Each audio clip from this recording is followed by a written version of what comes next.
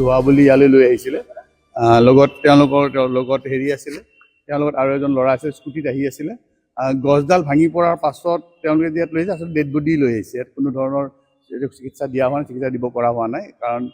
probably যিটো history দিছে আৰু যিটো মানে তেওঁৰ য'ত গলত ইঞ্জুৰি আছে দেখা গৈছে তেওঁ বোধহয়